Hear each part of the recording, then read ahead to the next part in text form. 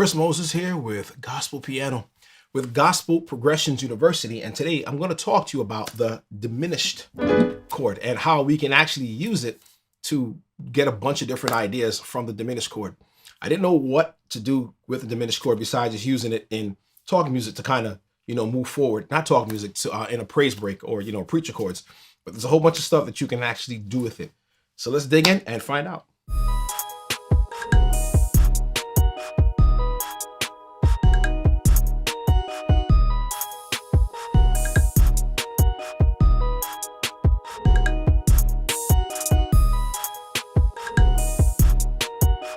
When we look at a diminished chord, right, I'm thinking about the diminished seventh chord.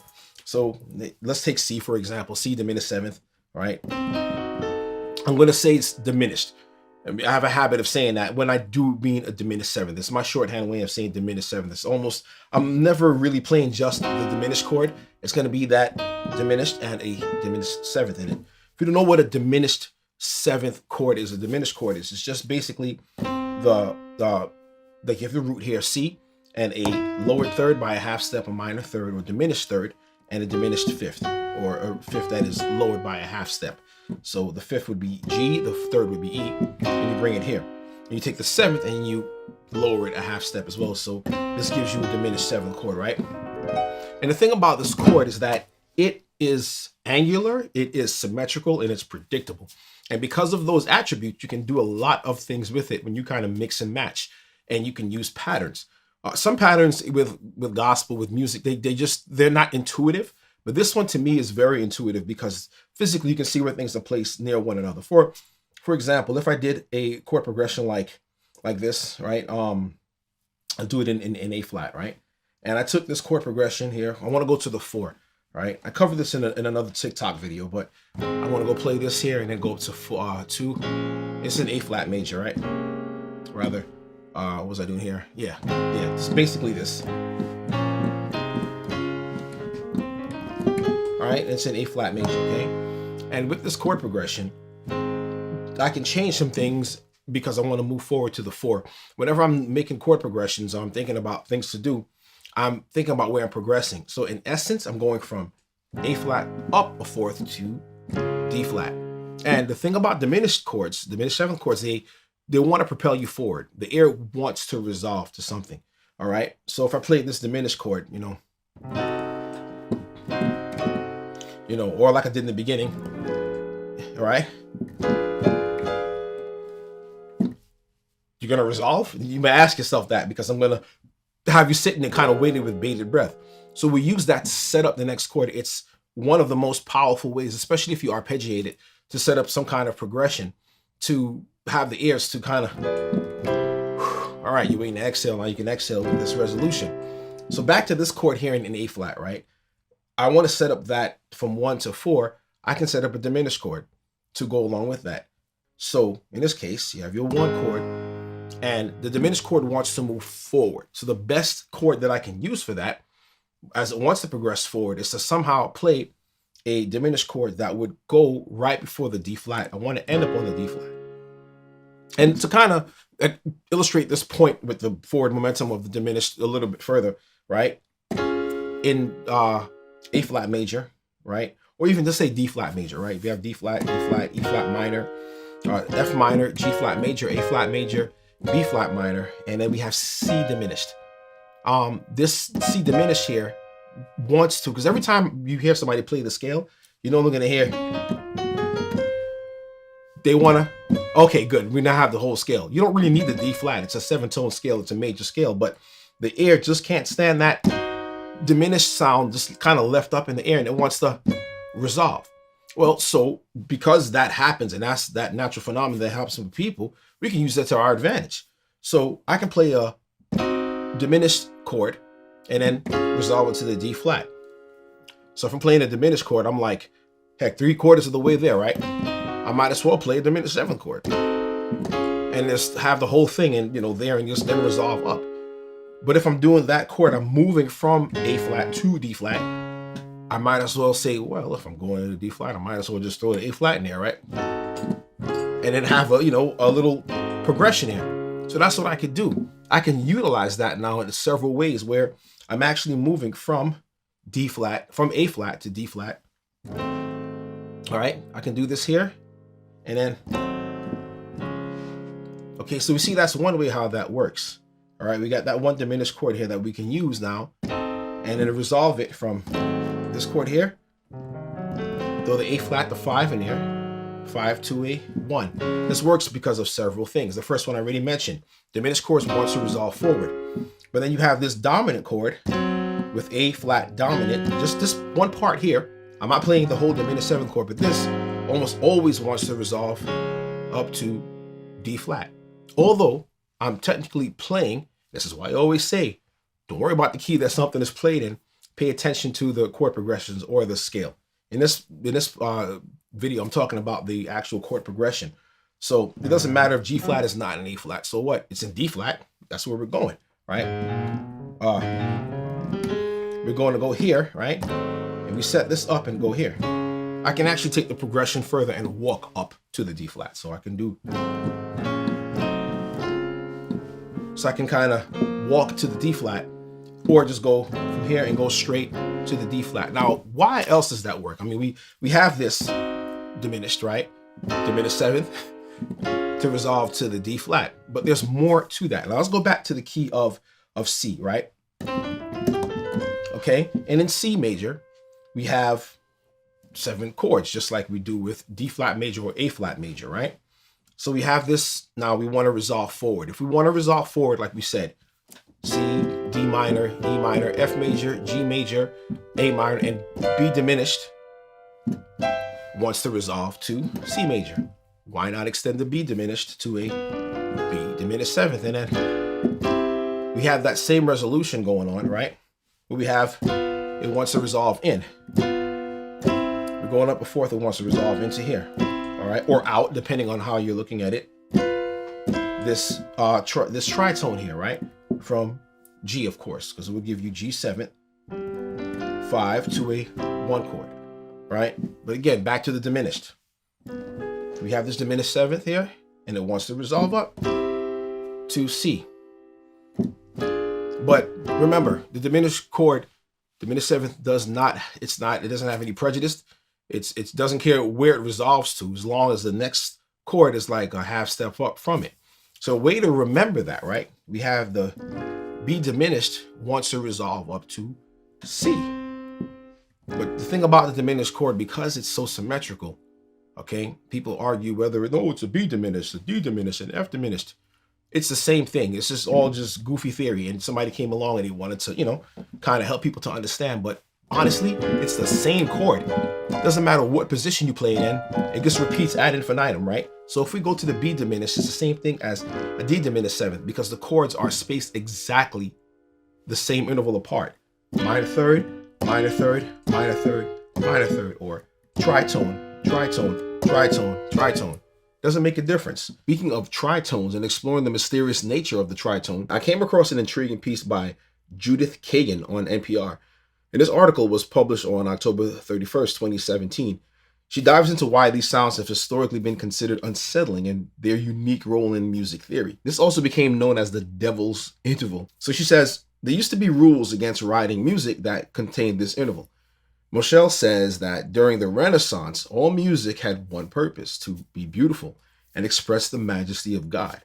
Anything otherwise was studiously avoided. But once music was no longer shackled to the church, it was free to express all kinds of tension.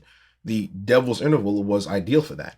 From classical to rock, jazz, and even Broadway, and as we know in gospel, the tritone conveys feelings ranging from forbidden love and longing to fear to defiance to excitement to a praise break for gospel music. So I think it's hilariously ironic that this chord is a staple chord in gospel music, or the style of gospel music. For a deeper look into this fascinating topic, check out the article titled The Unsettling Sound of Tritones, the Devil's Interval, on the NPR's website. I'll go ahead and I'll leave the link for that in the description.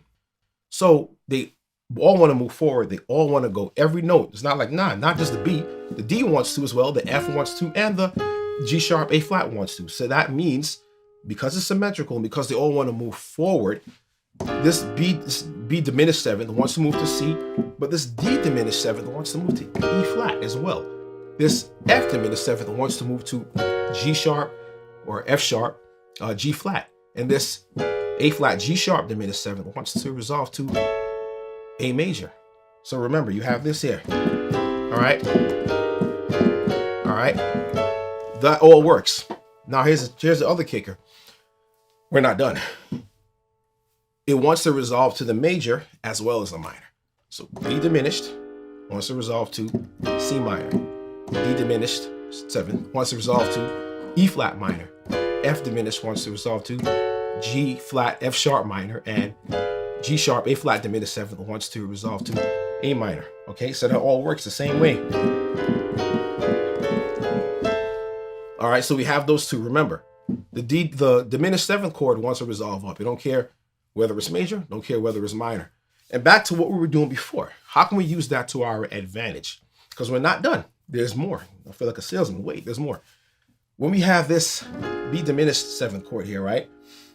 We can add now the 5 of the chord where we want to go. Because in gospel, that's what we love to do. We love to set up a 5-1 chord progression. 5 of C is going to be G. So, like we said, we can play the diminished chord and go to C, but why not make it a diminished 7th? Let's give that extra oomph, right? Have this here, this G diminished 7th, and then we can resolve to C major. We could also have that same G diminished, it's not a G diminished, forgive me, B diminished 7th over a G, which changes the chord, and I'll tell you what that is. Because it's the same, once I tell you once, it's going to repeat. I actually have a video on this chord. I'll put it on one of the sides here, maybe over here, right? So this chord here now is going to resolve. Remember I said it goes to the minor. So it's not just saying, hey, major.